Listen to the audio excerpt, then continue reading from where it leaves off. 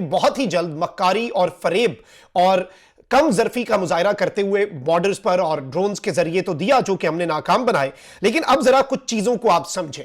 इस वक्त भारत जो है उसके जो पायलट के पाकिस्तान की सरजमीन पर इजेक्ट करके यहां पर कैप्चर होने की बात हो रही है, उस पर अल जजीरा ने भी बात कर दी है। और अल जजीरा की तरफ से इस क्लेम का सामने आना आई थिंक बहुत ज्यादा सिंबॉलिक है। इससे पहले ये चीजें जो है ये सोर्सेस की तरफ से आ रही थी और भारत इस वक्त क्या मिन्नत तरला कर रहा है कि क्या चीज पाकिस्तान जो है वो मीडिया पर जारी ना करे, क्योंकि फिर उनके पास लड़ने के अलावा ऑप्शन कोई नहीं होगा और फिर सीज फायर नहीं हो सकेगा। ऑलरेडी उनका बहुत नुकसान हो चुका है। बल्कि पहले नुकसान की ही कुछ डिटेल्स जो है वो आप ले लें, क्योंकि इस वक्त सिचुएशन जो है वो अच्छी खासी मुख्तलिफ है। सबसे पहले नाज़रीन इकराम इस चीज को समझें कि एक जानिब तो अमरीकी सहाफी हैं निक रॉबर्टसन, इन्होंने पाकिस्तान और भारत के दरमियान सीज फायर की तफसीलात से पर्दा उठाया है और अमरीकी नशरियाती इदारे CNN के इंटरनेशनल डिप्लोमेटिक एडिटर जो हैं, इन्होंने एक टीवी इंटरव्यू में बताया कि कई दिनों से पूरी दुनिया भारत और पाकिस्तान के दरमियान सीज फायर की कोशिश कर रही थी मगर कामयाब नहीं हुई। फिर भारत ने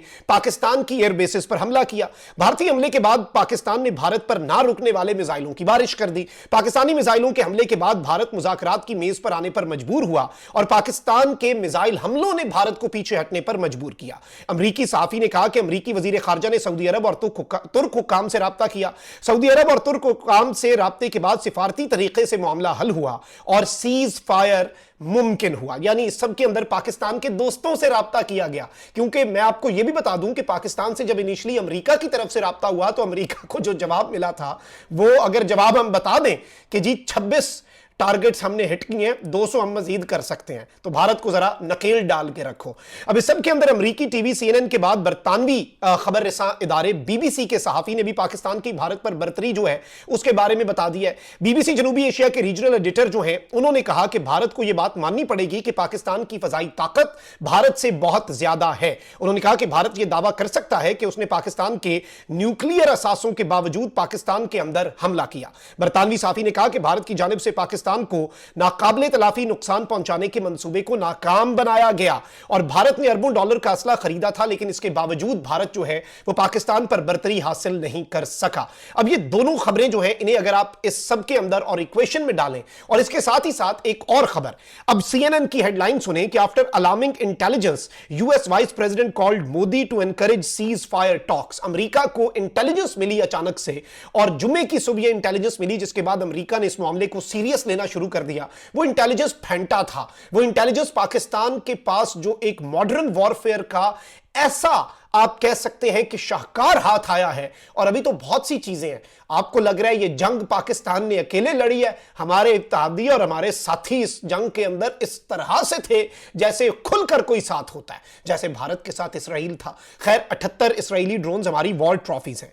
अब इस सारी की सारी सूरत हाल के अंदर नाज़रीन इकराम जो अल जजीरा है उसके रिपोर्टर जो हैं उन्होंने भारत के क्योंकि देखें जब ये ऑपरेशन हुआ है और इस सब के अंदर पाकिस्तान से 3 पायलट्स जो हैं हमारे बहादुर जवान पायलट्स, वो गए शाहीन हमारे भारत के अंदर घुसकर कार्रवाई करे। अच्छा, इस पूरे सिनेरियो में भारत पाकिस्तान में नहीं घुसा, पाकिस्तान की सरजमीन में LOC के इर्द गिर्द भटकता रहा लेकिन पाकिस्तान में नहीं घुसा। हम कार्रवाई करके वापस आ गए और इस सब के अंदर कहा जा रहा था ये खुदकुश मिशन है, लेकिन जिसे अल्लाह रखे उसे फिर कौन चखे, और ये चीज एस्टैब्लिश्ड है। अब इस सब के अंदर आपके सामने मैं अल जजीरा की जो गुफ्तगू है, अल जजीरा का रिपोर्टर जो है वो अल जजीरा को क्या बता रहा है, आप पहले जरा ये 40 सेकंड का क्लिप सुने। From the Pakistani capital, Islamabad, to tell us what we're hearing on an official capacity from where you are, Kamal.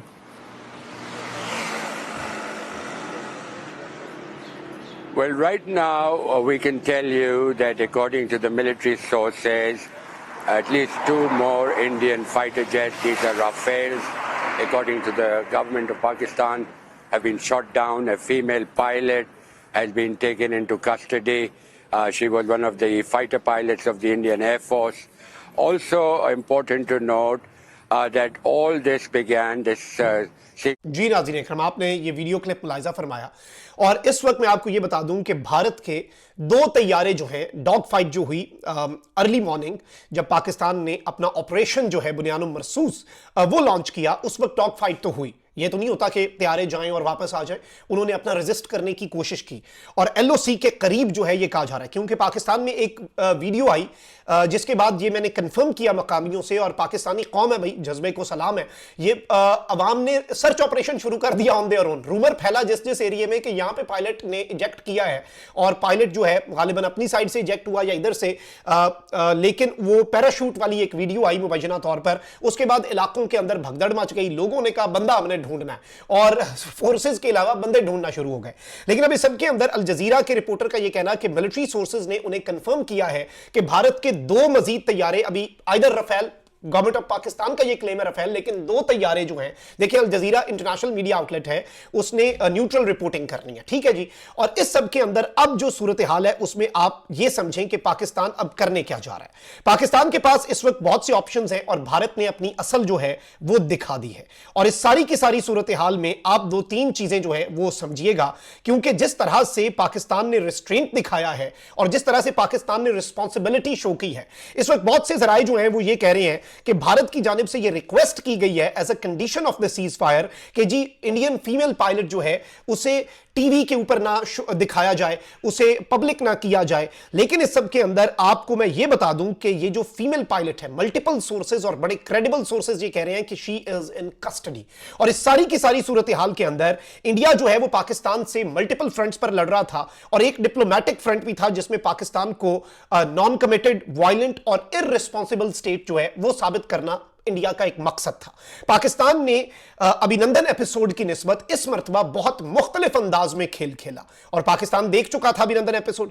और इस सब के अंदर पाकिस्तान ने अभी बहुत सी चीजें देखें, हमारे पास बहुत सी चीजों के अंदर इंफॉर्मेशन भी है, लेकिन वो इंफॉर्मेशन जो है as of yet I think के प्रीमेच्योर होगा अभी सामने रखना। और बहुत से ऐसे मामलात होते हैं, बस आप इशारे समझ जाइएगा, डी कोड करना आपका काम है।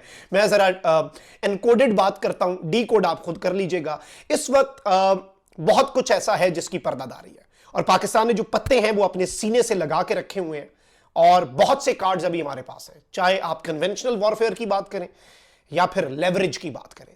We have leverage against India, ये चीज आप बस इतनी ही याद रखिएगा, और अच्छी खासी लेवरेज है। अभी तो बहुत कुछ है, अभी बहुत कुछ है। इंडिया एक और मुतालबा कर रहा है कि आप ऑफिशियली आकर पूरी रिपोर्ट ना दें कि आपने कहां कहां पर हमले किए हैं। बहुत से मुतालबे हैं, तब सीज फायर होगा, देखें फिर, वरना हम इस पोजीशन में नहीं रहेंगे कि हम सीज फायर कर सकें। ऑल्दो पाकिस्तान ने सीज फायर का कहा भी नहीं, हमने तो कल रात कह दिया था कि हम तो डी एस्केलेशन की तरफ जाएंगे ही नहीं। अब फिर हमने दिखाया, फिर भारत की दौड़ें लगी, और ये सब कुछ जो भी हो रहा है इसके अंदर अब जो सूरत हाल बनी है उसमें आप भारत का अजीम शान सरेंडर देखें, भारत के सरेंडर का अंदाजा करें कि इस सब के अंदर अब भारत जो है वो, अजीत डोवल जो है वो चाइना के फॉरेन मिनिस्टर को कॉल कर रहा है, और अजीत डोवल क्या कह रहा है कि वॉर हमारा तो ऑप्शन ही नहीं था, हम तो कभी वॉर चाहते ही नहीं थे, चीन को वजाहतें दे रहे हो, चीन तो दुश्मन था, चीन को वजाहतें देने की जरूरत पड़ गई है।